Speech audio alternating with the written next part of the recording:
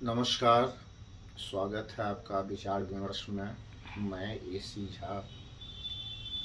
विभाजन भारत का क्यों हुआ, इस मुद्दे पर हमने विचार विमर्श विगत कुछ दिनों पहले आरंभ किया था और उसी कड़ी में आज यह विचार प्रस्तुत करना चाहता हूँ कि क्या भारत विभाजन को टाला जा सकता था या नहीं।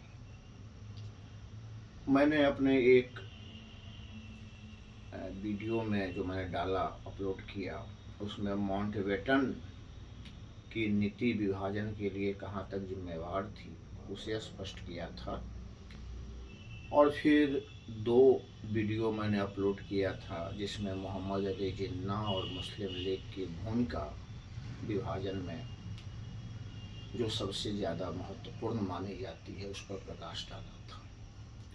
लेकिन क्या सिर्फ जिन्ना, सिर्फ माउंटबेटन, इनकी नीति से, इनके प्रयासों से भारत का विभाजन हो गया? ऐसी बात नहीं। क्या विभाजन को टाला नहीं जा सकता था? इसका उत्तर भी हाँ में है कि टाला जा सकता था।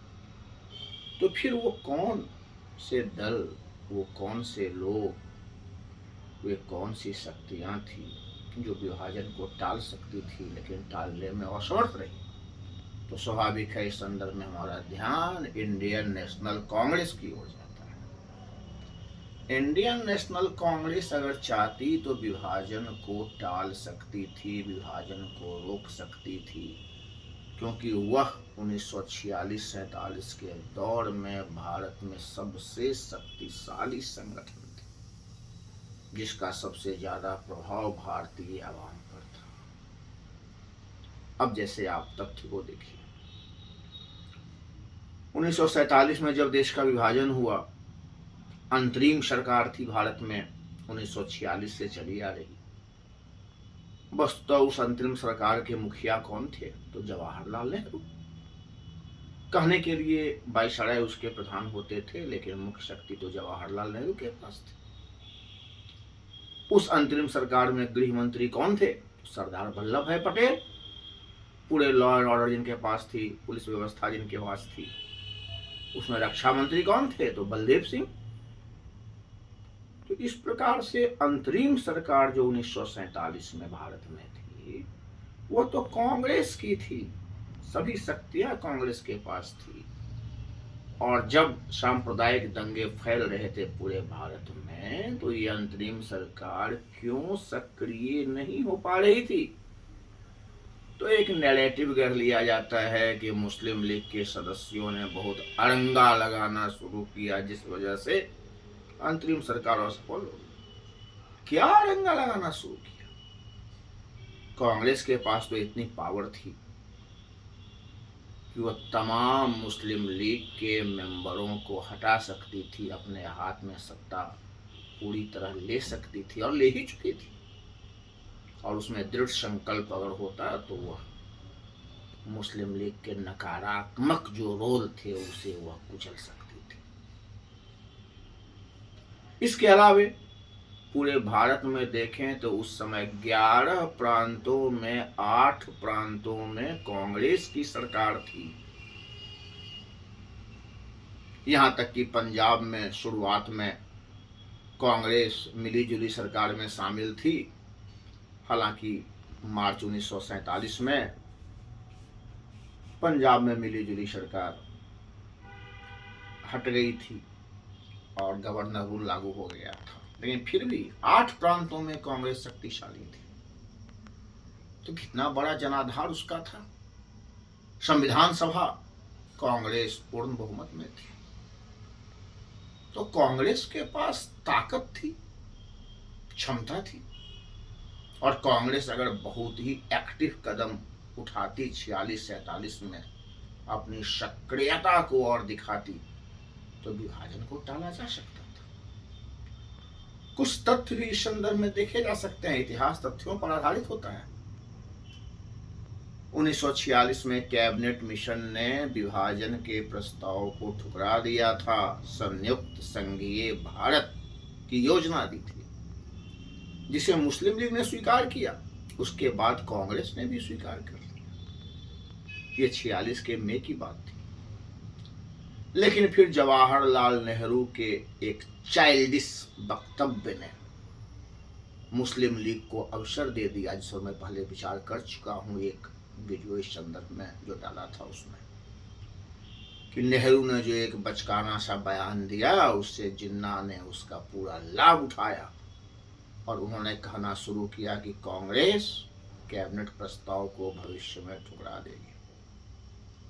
और उसके बाद ही जिन्ना डायरेक्ट एक्शन के मुद्दे पर आए। भले ही नेहरू ने बाद में इसके लिए क्षमा मांगी हो और कांग्रेस ने कहा हो, कांग्रेस कही कि यह नेहरू का व्यक्तिगत बयान था, कांग्रेस कैबिनेट प्रस्ताव को स्वीकार करती है, परंतु एक बार जिन्ना ने नेहरू के उस बयान को जो मुद्दा बना लिया उसका भारी असर पड़ा। मौलाना अबुल कलाम आजाद वह भी लिखते हैं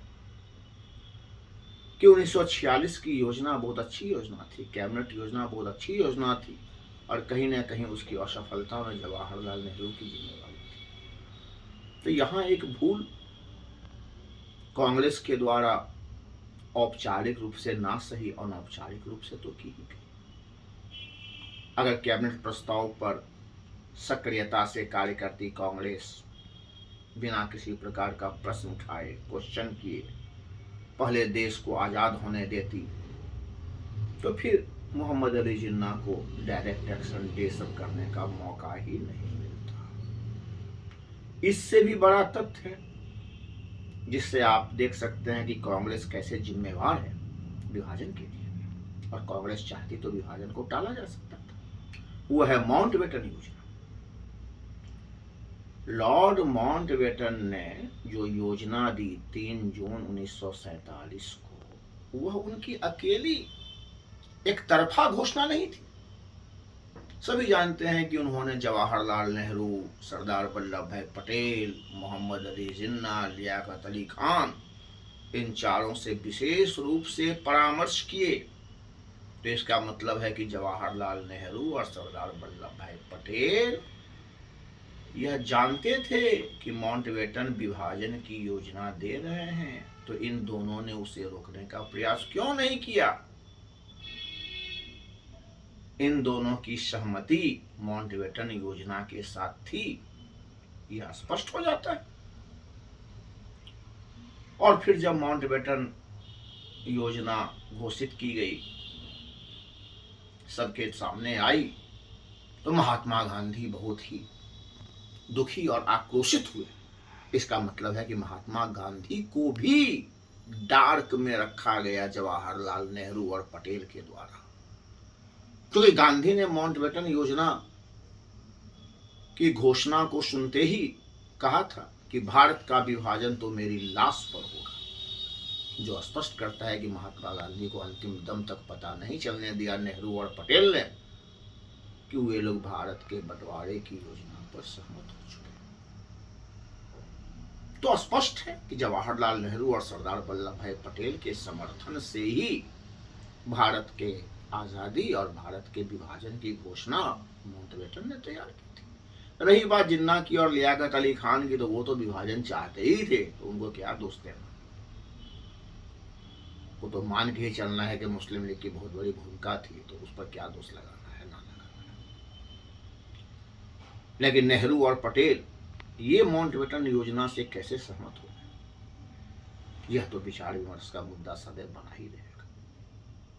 और सबसे बड़ा तथ्य तीसरा जो मैं सामने रख रहा हूं, जिससे स्पष्ट हो जाता है कि कांग्रेस विभाजन को टाल सकती थी, लेकिन वह टाल नहीं सकी, उसने स्वीकार कर दिया। माउंटबेटन योजना पर विचार विमर्श करने के लिए कांग्रेस जनरल असेंबली की एक बैठक दिल्ली में 14 जून 1947 को बुलाई गई, क्योंकि जब तक Congress as a party, Congress की सामान्य परिषद जब तक माउंटबेटन योजना को स्वीकार नहीं करती बहुमत से, तब तक वो योजना लागू नहीं होती। यही कांग्रेस की परंपरा थी। और 14 जून 1947 की उस बैठक के अध्यक्ष बनाए गए डॉक्टर राजेंद्र प्रसाद, जबकि कांग्रेस के सामान्यतः अध्यक्ष उस समय थे आचार्य कृपलानी, लेकिन इस विशेष अधिवेशन के अध्यक्ष बने डॉक्टर राजेंद्र प्रसाद। और इस अधिवेशन में उत्तर प्रदेश के प्रीमियर गोविंद बल्लभ पंत ने माउंटबेटन योजना को प्रस्तुत किया कि इसे स्वीकार किया जाए या नहीं, और सरदार पटेल ने इसका समर्थन किया। और फिर माउंटबेटन योजना पर कांग्रेस के नेताओं के बीच विचार विमर्श बहस आरंभ हो गए। कुछ नेता इसे नहीं स्वीकारने की बात कर रहे थे, क्योंकि इसके द्वारा आजादी के साथ साथ विभाजन भी लेना पड़ता। लेकिन बहुत आश्चर्य की बात है कि अधिकांश कांग्रेसी नेता माउंटबेटन योजना को स्वीकार करने की बात कर रहे थे। महात्मा गांधी भी इस अधिवेशन में शामिल थे, और महात्मा गांधी लगभग मौन रहे, जबकि लगता ऐसा था कि गांधी निश्चित रूप से अपने बात पर अटल रहेंगे, जो उन्होंने कहा था कि मेरी लाश पर ही विभाजन संभव है। परंतु गांधी की गंभीरता, उनका मौन इस अधिवेशन में अब तक समझ में नहीं आता है। ये सदैव एक रहस्य ही बना है। जवाहरलाल नेहरू, सरदार वल्लभ भाई पटेल तो खुल करके माउंटबेटन योजना को अपनाने के पक्ष में बोल रहे थे, और ये दोनों नेता समझा रहे थे सभी को कि भारत को आजादी चाहिए, जनता आजादी के लिए व्याकुल है, उसके लिए कुछ खोना भी पड़े तो उसे हम लोग स्वीकार करने को तैयार है। हालांकि कुछ ऐसे भी नेता थे जो बहुत ही विरोध कर रहे थे और माउंटबेटन योजना को ना स्वीकार करने पर बल दे रहे थे। जयप्रकाश नारायण, राम मनोहर लोहिया इस योजना के विरोध में बोले, लेकिन जब अंतिम दौर में मत विभाजन हुआ कांग्रेस में कि माउंटबेटन योजना को स्वीकार करें या ना करें, विभाजन को स्वीकार करें या ना करें, तो जयप्रकाश नारायण, राम मनोहर लोहिया, अन्य समाजवादी नेताओं ने भी माउंटबेटन योजना को स्वीकार करने में अपना मत दिया, यानी विभाजन को स्वीकार किया। तो इस प्रकार बहुमत जो मिलेगा 14 जून के उस अधिवेशन में, 47 अधिवेशन में, तो अधिकांश कांग्रेस के नेतागण लगभग भारी बहुमत से माउंटबेटन योजना को स्वीकार किए। और वे नेता सब कौन थे? तो गांधीवादी थे, समाजवादी थे। तो फिर कैसे कहें कि कांग्रेस विभाजन की विरोधी थी? अगर कांग्रेस माउंटबेटन योजना को ठुकरा देती और एक बार फिर भारत छोड़ो आंदोलन का संकल्प लेती, तो विभाजन को टाला जा सकता था। क्योंकि जैसे ही कांग्रेस राष्ट्रीय आंदोलन चलाती, जो सांप्रदायिक समस्याएं देश में फैल रही थी वह खुद ब खुद कम हो जाती। राष्ट्रीय आंदोलन के चलने के साथ ही सांप्रदायिक दंगे थमने लगते, ब्रिटिश सरकार भी घबरा जाती और उसे देश को छोड़ के भागना पड़ सकता था। हालांकि कांग्रेस और कांग्रेस से समर्थित इतिहासकार सब एक नैरेटिव कर लेते हैं कि कांग्रेस मजबूरी में विभाजन को स्वीकार की। और ये मजबूरी कैसे? यह तो मुस्लिम लीग भी कह सकते थे कि मुसलमानों ने मजबूरी में पाकिस्तान की मांग की। ये तो किसी भी मूवमेंट में दिखाया जा सकता है। मजबूरी एक ऐसा शब्द है, और इतिहास तो मजबूरी, इतिहास संवेदना, भावना, इमोशन, ये सब पर तो नहीं होता है। और मजबूरी किस बात की थी? तो कहा जाता है कि देश में जो भीषण सांप्रदायिक दंगे हो रहे थे चारों ओर, उसमें विभाजन के सिवा कोई विकल्प नहीं था। यह ठीक है कि समय पर, समय के अनुकूल कोई निर्णय लिए जाते हैं, तो अगर ये मान लिया जाए तब तो इतिहास पर बहस ही नहीं हो। समग्र परिस्थितियां विभाजन के लिए जिम्मेवार थी। अगर ये कहें, ये नैरेटिव जो हम लोग गढ़े रहते हैं कि ना कांग्रेस ना लीग ना ये, समग्र परिस्थितियां जिम्मेवार थी, तब तो फिर बहस ही करना बेकार है। इतिहास पर जो है वो है, उसे स्वीकार कर लिया जाए। तो क्यों मुद्दा उठते रहे हैं हमेशा, इतिहासकार उठाते रहे हैं हमेशा कि भारत विभाजन को टाला जा सकता था। तो कौन टाल सकता था भारत विभाजन को? ब्रिटिश सरकार की इसमें रुचि क्यों बहुत रहती? नहीं रहती। जिन्ना व्यक्तिगत अहम के कारण, जिन्ना अपने राजनीतिक स्वार्थ के कारण विभाजन चाहते थे, ये सब जानते हैं। लेकिन कांग्रेस कैसे मजबूर हो गई? तो वो मजबूर नहीं हुई। कांग्रेस के जो मुख्य नेतागण थे, शीर्षस्थ पदों सब पर बड़े बड़े नेतागण, वे आतुर थे जल्दी से जल्दी सत्ता पाने के लिए, जल्दी से जल्दी सत्ता हस्तांतरण हो, इसके लिए व्याकुल थे। और ये धारणा कोई नई नहीं है, बहुत पहले से चली आ रही है। राम मनोहर लोहिया ने एक पुस्तक लिखी, भारत विभाजन के गुनाहगार, और उसमें उन्होंने बड़े विस्तार से दिखाया है कि भारत विभाजन के गुनाहगार सब कौन कौन थे, जिसमें उन्होंने कांग्रेस को भी नहीं छोड़ा है, अपने आप को भी नहीं छोड़ा। तो कहीं ना कहीं कांग्रेस जो कमजोर थी नहीं, लेकिन वो कमजोरी दिखाई, जिसके कारण विभाजन को टाला नहीं जा सका। महात्मा गांधी व्यक्तिगत रूप से देखें, जो बड़े से बड़े समस्या को अपनी नीति से टाल देते थे, और फास्ट अनटू डेथ उनका जो सबसे बड़ा हथियार होता था, आमरण अनशन, जिसके द्वारा वो काफी सफलता भी पाए। यह भी विचार का बिंदु है कि महात्मा गांधी, जिन्होंने कहा था कि मेरी लाश पर ही देश का विभाजन होगा, उन्होंने विभाजन के विरोध में क्यों नहीं उस अधिवेशन में बात की? क्यों उन्होंने फास्ट अनटू डेथ की घोषणा नहीं की? अगर महात्मा गांधी अपने भूख हड़ताल, जो उनका सबसे बड़ा हथियार था, उसे इस्तेमाल करते, तो फिर नेहरू और पटेल जैसे नेता में ये हिम्मत नहीं थी कि गांधी जी की बात को टाला जा सकता था।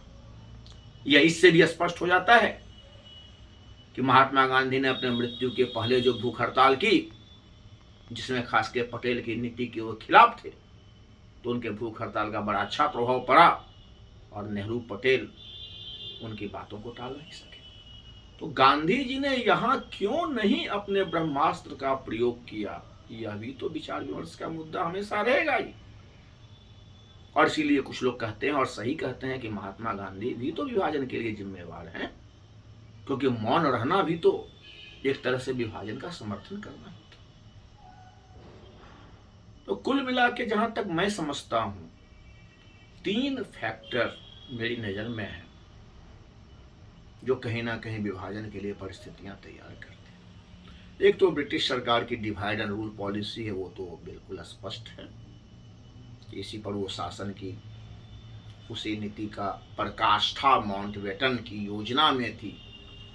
हालांकि माउंटबेटन को भारत का नायक बना दिया गया, जबकि था तो वो खलनायक।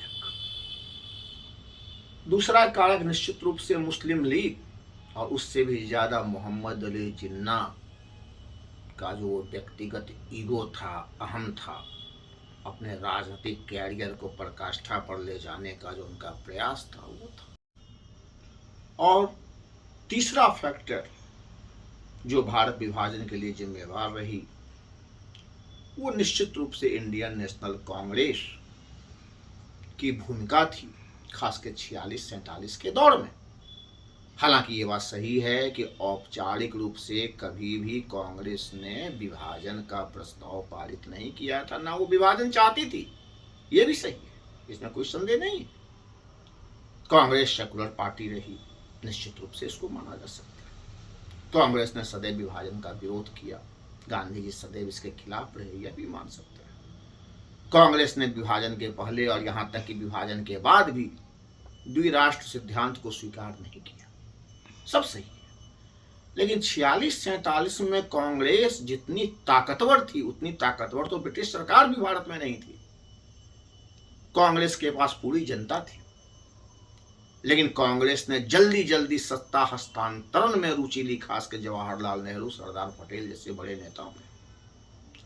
महात्मा गांधी उस समय समाज सेवा में लगे हुए थे, पीड़ितों की सेवा में लगे हुए थे, वे कट से गए थे राजनीति से, इसका बुरा प्रभाव।